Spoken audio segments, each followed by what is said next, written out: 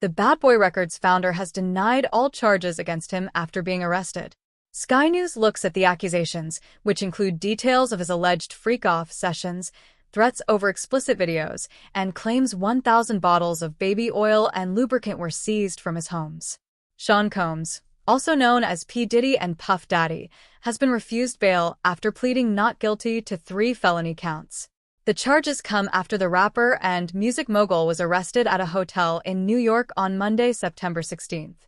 Combs, a 3-time Grammy winner and one of the most influential hip-hop producers of the past 3 decades, has been facing a wave of lawsuits by women who have accused him of sexual assault.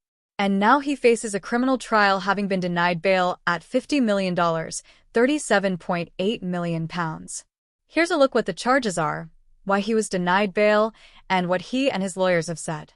What are the charges? They relate to sex trafficking, drug possession, and firearms offenses. Specifically, there are 3 charges outlined by the Southern District of New York, SDNY, in a legal indictment: racketeering conspiracy, sex trafficking by force, fraud, or coercion, transportation to engage in prostitution. Racketeering conspiracy carries a maximum sentence of life in prison. Sex trafficking by force, fraud, or coercion has a maximum sentence of life in prison and a mandatory minimum sentence of 15 years in prison, and transportation for purposes of prostitution carries a maximum sentence of 10 years. The indictment alleges Combs abused, threatened, and coerced women and others around him to fulfill his sexual desires, protect his reputation, and conceal his conduct from at least 2008. It claims the 54-year-old used his employees, resources, and influence in the music industry to create a criminal enterprise whose members and associates engaged in, and attempted to engage in, among other crimes, sex trafficking, forced labor, kidnapping, arson, bribery, and obstruction of justice. He allegedly induced female victims and male sex workers into drug-fueled sexual performances, dubbed freak-offs, according to the document. The freak-offs, referred to in the document some 16 times, were described as elaborate and produced sex performances that Combs arranged, directed, masturbated during, and often electronically recorded. Prosecutors allege victims were given controlled substances during the sometimes days-long events to keep them obedient and compliant, and Combs subjected them to physical, emotional, and verbal abuse to get them to engage.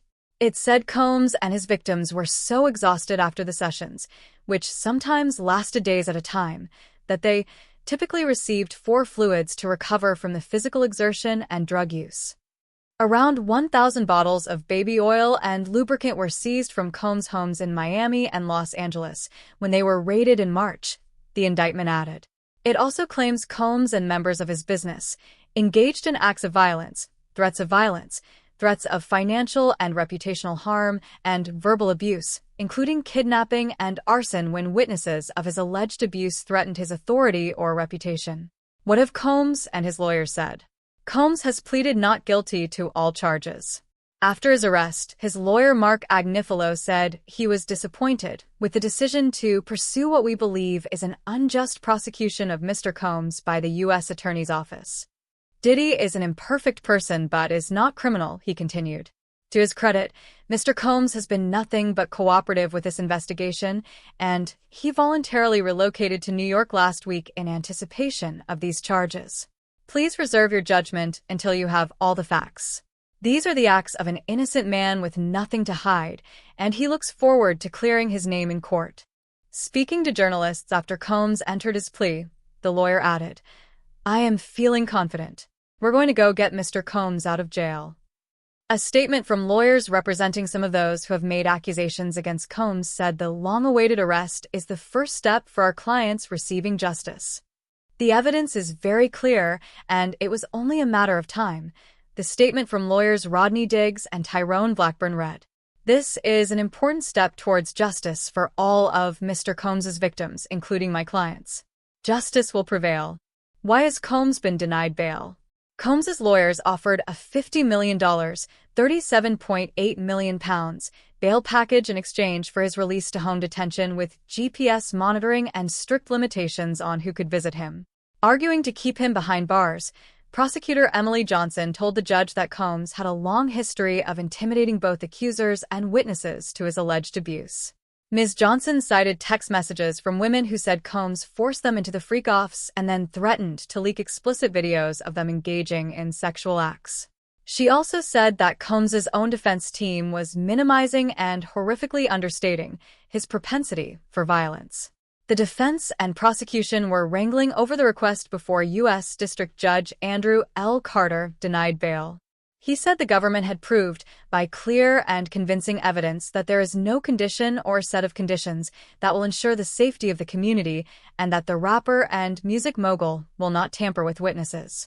Previous allegations against Combs. Combs has been facing civil allegations including rape, sexual assault, and forced drugging since November 2023.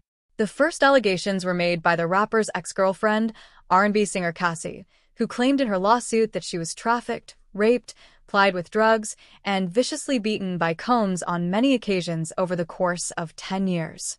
He denied all allegations and settled the lawsuit with Cassie the day after it was filed, with the terms of the agreement kept confidential.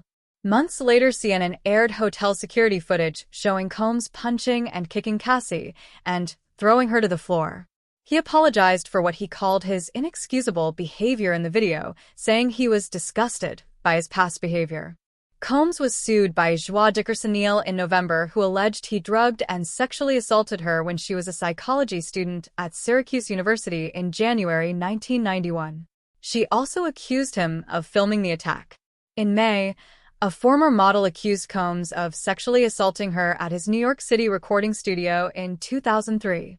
The same month, a woman accused Combs of sexually assaulting her more than 20 years ago when she was a fashion student in New York City. In February, a music producer alleged Combs coerced him to solicit prostitutes and pressured him to have sex with them. Read more.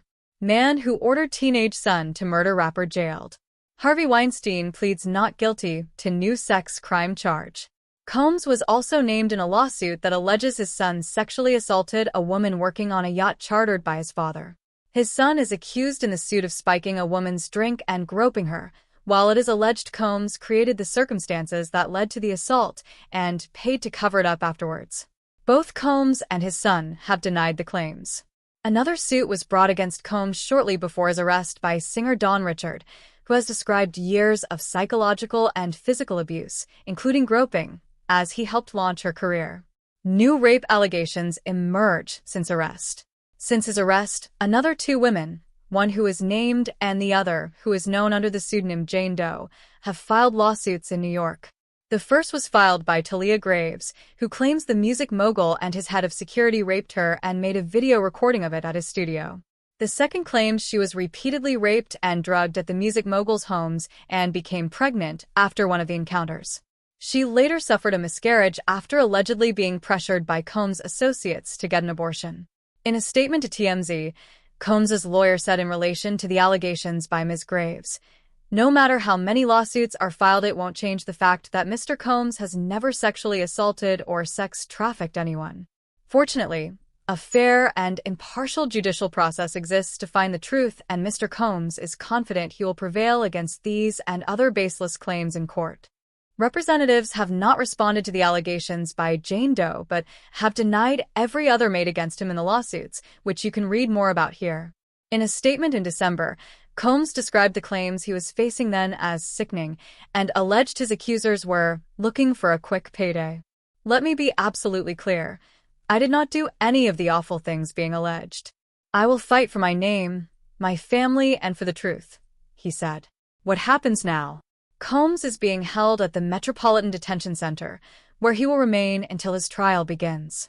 A date has not yet been set for the trial, and prosecutors say the investigation into Combs's alleged criminal activity is still ongoing. They say they have interviewed more than 50 victims of and witnesses to Combs's alleged abuse, but that they expect more people to come forward with their accounts. U.S. Attorney in Manhattan Damian Williams said in a news conference he wouldn't take anything off the table when asked whether Combs's associates or employees will face charges, adding, "Our investigation is very active and ongoing."